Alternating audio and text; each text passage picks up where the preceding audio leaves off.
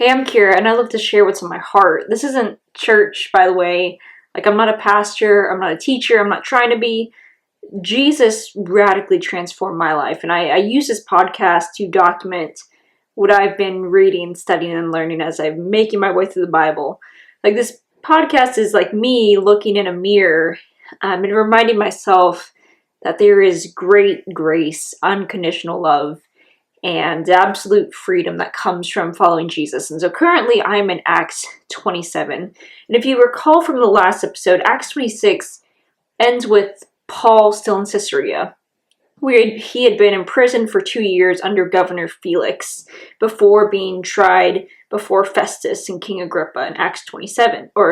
And that's Acts 26.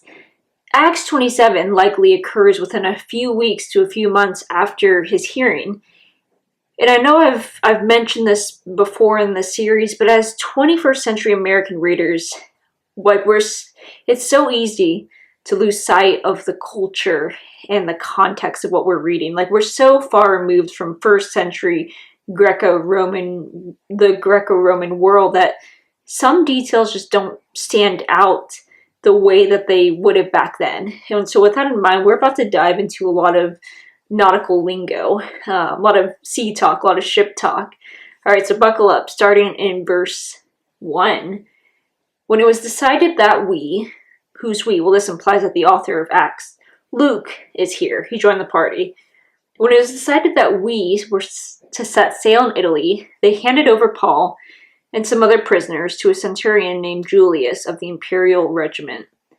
When he had boarded a ship to Adramyttium, we put to sea, intending to sail along the coast of Asia. Aristarchus, a Macedonian of Thessalonica, was with us. So Paul is on his way to Rome, and what we can take from these first set of verses is he's likely on a merchant ship, not a direct ship, because it stops at these different ports along the coast of Asia. And so we also get reintroduced to Aristarchus, one of Paul's close companions who was seized during the riot in Ephesus, which was in Acts 19.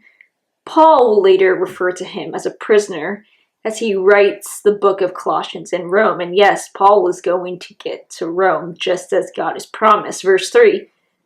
The next day we put in at Sidon, and Julius treated Paul kindly and allowed him to go to his friends to receive their care. When we had put out to sea from there, we sailed along the northern coast of Cyprus, because the winds were against us. After sailing through the open sea off Cilicia and Pamphylia, we reached Myra in Lycia. There, the centurion found an Alexandrian ship sailing for Italy and put us on board. Sailing slowly for many days with difficulty, we arrived off Cnidus. Since the wind did not allow us to approach, we sailed along the south side of Crete, off Salmone. With still more difficulty, we sailed along the coast and came to a place called Fair Havens near the city of Lycia. Okay, so Paul and the crew, they changed ships. Now they're on this massive Roman grain ship, which is primarily used for transporting tons of grain from Egypt to Rome. And something interesting about these ships, they often had a single square sail, which worked when wind was favorable, but made it harder to maneuver in rougher seas. So we're already kind of getting some foreshadowing about what's to come. Verse 9, by now much time has passed, and the voyage was already dangerous. Since the Day of Atonement was already over, Paul gave his advice and told them, men, I can see that this voyage is headed toward disaster and heavy loss, not only of the cargo and the ship, but also of our lives. But the centurion paid attention to the captain and the owner of the ship, rather than to what Paul said. Since the harbor was unsuitable to winter in, the majority decided to set sail from there, hoping to reach Phoenix, which was roughly 40 miles away. A harbor on Crete facing the southwest and the northwest, and to winter there.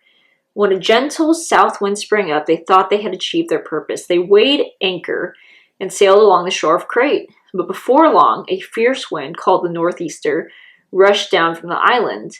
Since the ship was caught and unable to head into the wind, we gave way to it and were driven along. After running under the shelter of a little island called Kata, we were barely able to get control of the skiff. After hoisting it up, they used ropes and tackle and girded the ship. Okay, so like I said, a lot of ship talk. So let's just kind of run through some things real quick. So the skiff is a small boat that was used for emergency transport to get to shore when the main ship couldn't. So why hoist it? To protect and prevent it from being dragged off by the storm.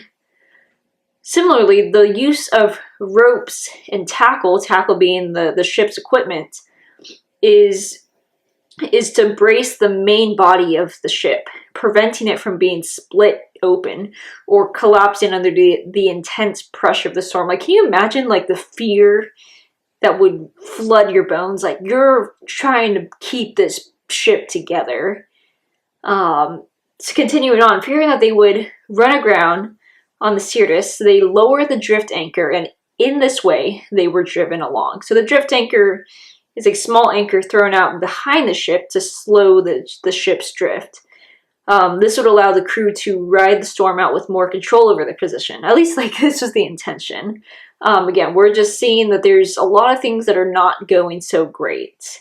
Verse 18, because we're being severely battered by the storm, they began to jettison the cargo the next day. So all that means is they threw the cargo overboard in hopes of lightening the ship and helping it stay afloat.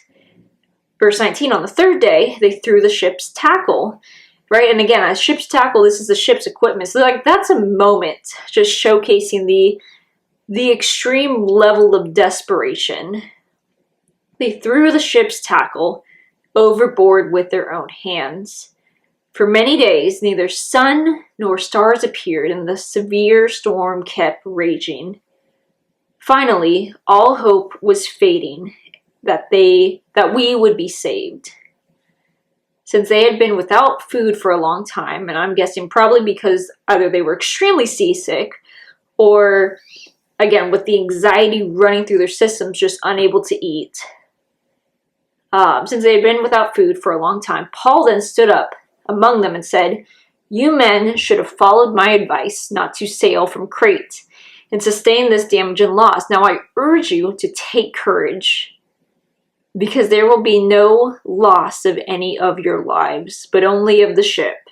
For last night an angel of God I belong to and serve stood by me and said, 'Don't be afraid, Paul. It is necessary for you to appear before Caesar.' And indeed, God has graciously given you all those who are sailing with you. So take courage, man, because I believe God that it will be just the way it was told to me, but we have to run aground on some island." So Paul has this little I told you so moment, but catch this, like, he uses this opportunity to bring them good news, right? He tells them, hey, to take courage. The Greek word used here means to be of good cheer, right? To have courage or to be encouraged. Why? Well, Paul is saying, because I serve a God who stays true to his promises. I serve a God who is present even in the chaos. I serve a God who has delivered me in the past. In fact, I have a list of all the ways that God has been good to me and faithful to me. I serve a God who has never failed and he won't fail now. So take courage. Christians, you realize we serve the same God. We serve a God who is the same yesterday, today, and forever. Right? We worship the same God who promised that Paul would get to Rome. And guess what? God's going to bring Paul to Rome. Do you think that a body of water that he made is going to prevent his will from happening? Christians, do you think your storm is too big for God? Do you think your problems are too mighty for the Creator? Pastor Chuck Swindoll says this, "Nothing touches me that has not passed through the hands of my Heavenly Father." Nothing. God is sovereign and is in control over all circumstances. Right? There is nothing that can harm believers without his prior knowledge and his permission. So take heart. Christian, because God is with you. God is with Paul and with these men at sea. Verse 27, when the 14th night came, we were drifting in the Adriatic Sea, and about midnight the sailors thought they were approaching land. They took surroundings and found it to be 120 feet deep. When they had sailed a little farther and sounded again, they found it to be 90 feet deep. Then, fearing we might run aground on the rocks, they dropped 4 anchors from the stern and prayed for daylight to come. Some sailors tried to escape from the ship. They had let down the skiff into the sea, pretending that they were going to put out anchors from the bow. Paul said to the centurion and the soldiers, unless these men stay in the ship, you cannot be saved. Then the soldiers cut the ropes holding the skiff and let it drop away. This is big, right? They allow the skiff, again, the emergency boat, to just drift away, right? Preventing anyone from escaping the ship prematurely. This is the burn the boats moment. You know, this phrase is often attributed to Spanish conquistador Hernan Cortes during the 1519 expedition to Mexico. Because after landing on the coast, Cortes allegedly gave the order to destroy the ships, leaving his men with no way of returning to Spain. And by removing this option of retreat, it forced him and the soldiers to either succeed in their mission or to face certain death. Like, talk about boldness and talk about commitment. Similarly, as Alexander the Great marched into Asia, it's been said that Alexander also destroyed the ships after landing in enemy territory to ensure that his soldiers also could not retreat. This was Paul's burn the boats moment. Like, their survival depended entirely on staying with the ship and trusting in God's plan.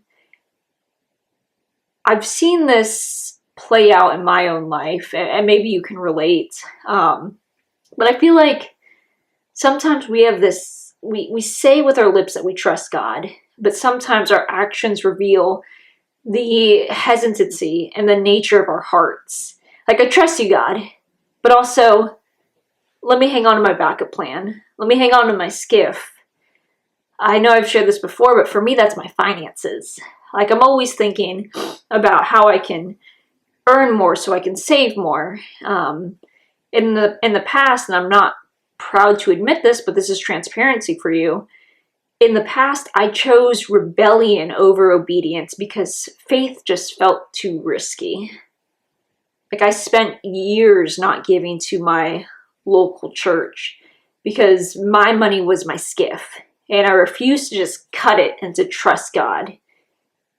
Maybe for you, it's that job that you've been meaning to leave because you know that God has called you somewhere else. Maybe for you, it's that relationship that you know is toxic, but you're afraid to be alone. What's your skiff? Would you be willing to believe that God may be calling you to cut the ropes, let your skiff drift away, and trust His plan is better than your escape route? It's a question that's been on my mind lately, but like, what does it look like to trust God with my whole life, with everything? And what changes do I need to make to reflect that trust? Verse 33, when it was about daylight, Paul urged them to take food, saying, today is the 14th day that you have been waiting and going without food, having eaten nothing. So I urge you to take some food, for this is for your survival, since none of you will lose a hair from your head. After he said these things, he had taken some bread, he gave thanks to God in the presence of all of them, and after he broke it, he began to eat. They were all encouraged and took food themselves. In all, there were 276 of us on this ship. When they had eaten enough, they began to lighten the ship by throwing the grain overboard into the sea. When daylight came, they did not recognize the land, but sighted a bay with a beach. They planned to run the ship ashore if they could. After cutting loose the anchors, they left them in the sea, at the same time loosening the ropes that held the rudders. Then they hoisted the foresail to the wind and headed for the beach. But they struck a sandbar and ran the ship aground. The bow jammed fast and remained immovable, while the stern began to break up by the pounding of the waves. The soldiers' plan was to kill the prisoners so that no one could swim away and escape, but the centurion kept them from carrying out their plan because he wanted to save Paul, and so he ordered those who could swim to jump aboard first and get to land. The rest were to follow, some on planks and some on debris from the ship. In this way, everyone safely reached the shore. And this is chapter 27 for you. So the intense storm has passed. The ship is in pieces, and all 276 are safe and alive. That's a big number. That's a lot of people. How many of them do you think were Christians? We have Paul, right? We have Luke. We have Aristarchus. But as for the remaining 273 men, though it doesn't specify, I would be willing to say the majority of them were not Christians. Those on the ship consisted of sailors, soldiers, and prisoners. The soldiers were likely part of the Roman military, which was generally pagan.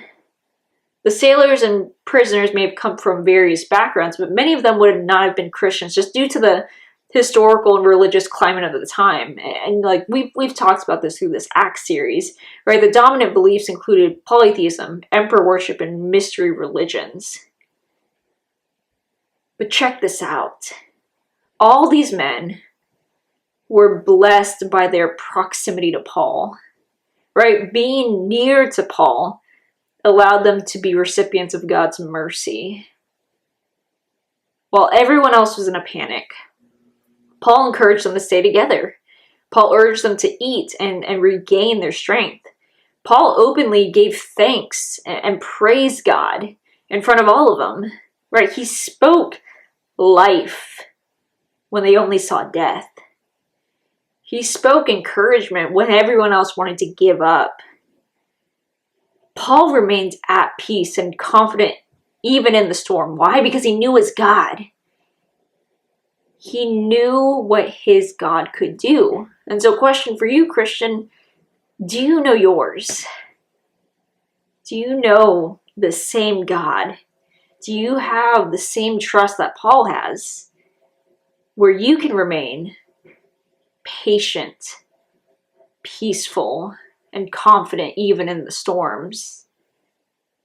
Our God is a God of promise, protection, presence, provision, and providence.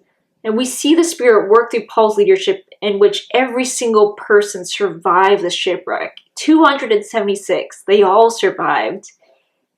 And man, you gotta wonder, at least I wonder, how many of them became Christians after seeing and experiencing this near-death experience. Like, I wonder how many of them later became Christians because of Paul's peace and his certainty in his Maker. It's interesting to observe and then say the culture and how it changes. Because if you were to ask me, like, when did Christianity become real for you, I would say it was when I started looking at the historical and scientific evidence for Christ. Like, specifically, what evidence do we have that points to Jesus as Lord, and is it reasonable to trust it? And I'm a nerd, right?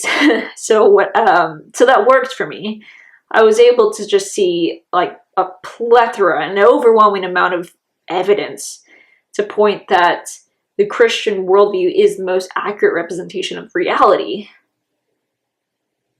But here's the thing, most non-Christians today aren't as moved by the scientific or historical facts of Christianity, because at least in this time frame, their objections are not simply intellectual, but more so emotional and personal. So what are they more willing to hear? What are non-Christians more willing to hear?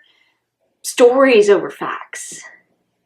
Share your story, like we saw in the last episode, right? Jesus changed your life. So would you share this story with others? Every single, I mentioned this earlier, but Paul trusted God, and he had part of his testimony, part of his story was he's just able to see all these times that God has been faithful. And same thing for you, Christian. Even in the storm that you're facing right now, you're able to see all the ways that God is just provided time and time again. And it doesn't mean that every single moment of your life has just been on this high, right? There's highs and there's lows, but you've seen God use all of it for his glory. Share your story with others. People are more willing to hear relevance over rightness, meaning, does following Jesus actually make a difference in daily life? Does it actually bring peace? Does it actually bring purpose? Does it actually bring joy? Yes. Share that.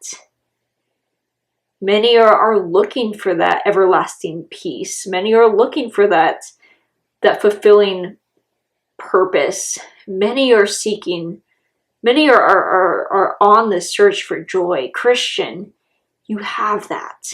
You have that because of Jesus. So share your story. Share that, yes, following Jesus actually makes a difference in my life. Many reject Christianity today because of the abominable experiences with Christians and churches. So they might not be wanting to hear about these quote rules or quote regulations or theology. They don't want to hear about theology yet. But they may be more open to hearing about a Savior who actually brings healing and hope. Paul's storm became his opportunity to witness. What about yours? What are you going through? What are you facing? What season of life are you in right now? And are you using it as an opportunity to witness? Are you using it as a way to just bring up your faith and talk about this incredible and awesome God? Everyone on the ship experienced God's mercy because they were near to Paul. So another question for you: who is close to you that is far from him? Would you be the steady, unwavering, bold Christian in your workplace when the deadlines arise? Would you be the voice of hope among friends drowning in their own storms? Would you be the example of Christian faith, authentic, living Christian faith, kind of like what James talks about in the book of James? But would you be the example of active faith in your neighborhood, in your community, in your city, in your state? May we be like Paul and use every opportunity to point others to Jesus for the glory of God. Why? Because the gospel is worth it. The gospel is worth it. It's not just life changing, but it is life saving. Would you use your storms to bring up Jesus? Would you be the one who, even in a group of non-believers, would you be the token Christian? Would you be so willing to just bring up your faith in every season of life? I have no idea how many of the remaining 273 gave their life to Christ. But what I do know is that they saw Paul confident in his God. And they saw Paul, even in the midst of the storm, he was at peace. And he knew that God would bring him to Rome. Why? Because God said so.